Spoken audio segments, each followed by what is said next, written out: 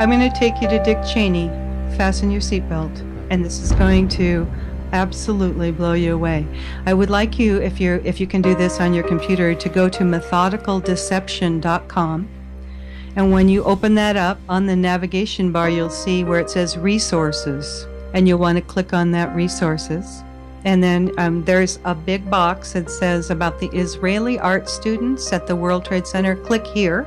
Click on that and tell me when you get to that page that has some photographs, because this is the elephant in the room that nobody wanted to talk about. And this is one of the documents, a 61-page DEA document that I went over and over and over and connected Israeli MOSSAD bomb experts to an art group that were traveling around the United States, and to an art group that gave themselves the name of Gelatin.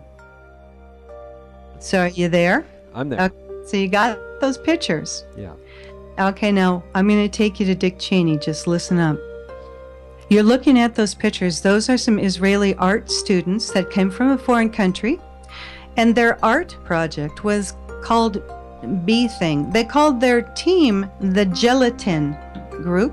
And just so you understand this, gelatin is often referred to gelignite or blasting gelatin. It's also referred to as blasting jelly, but gelatin, and they later on changed their name because people started waking up to this. So they named their name Gelatin. They called their art project the 𝗵𝗱𝗃𝗿, and you will see on the left-hand side a photograph of the title page of their book. And what the 𝗵𝗱𝗃 was, there was a group called the Lower Manhattan Cultural Center that was renting the 91st floor, or allowed to live on the 91st floor. These foreign art students, and some of them were connected to a group of traveling art students that were all over the country that the DEA found out about because they were going door to door to some of their agents' homes and their offices. And some of the offices were not public locations. So they were like, who are these people? There's Israeli students trying to sell us art. This was just a smokescreen.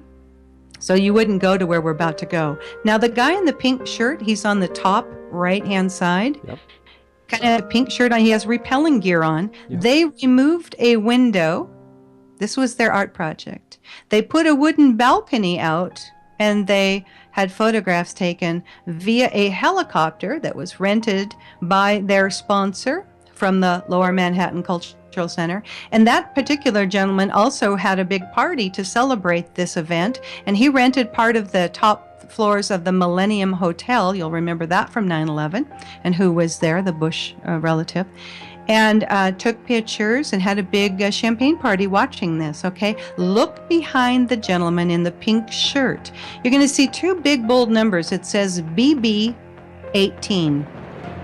Those are fuse holders. Now look at all three pictures and look at how many boxes of plastic fuse holders that can be used for remote control demolition.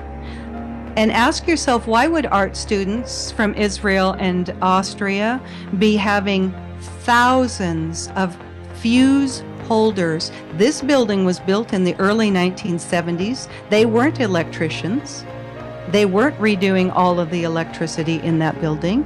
You know, think about this. Okay, so I get this book out, I'm waiting for my shipment of books to show up, and I literally had a voice say to me, look into this. Those fuses, by the way, come from a company called Littel Fuse, Littel Fuse Company.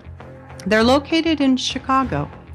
And some little voice said to me, take a look into this Littel Fuse Company, where all of those fuse holders behind those artists are. And now some of those artists are guaranteed MOSSAD bomb experts.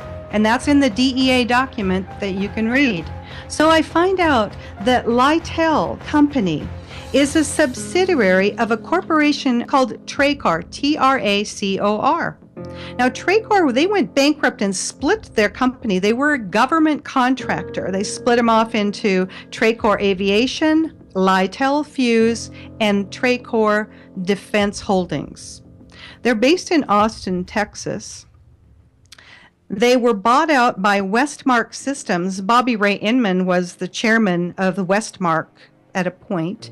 Then Westmark kind of started losing it, and Tracor bought them back.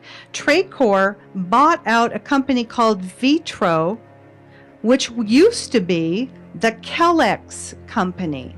Let me tell you about Kellex company. The Kellex Corporation was a wholly owned subsidiary of M.W. Kellogg, as in cereal, you know that guy, Kellogg Company.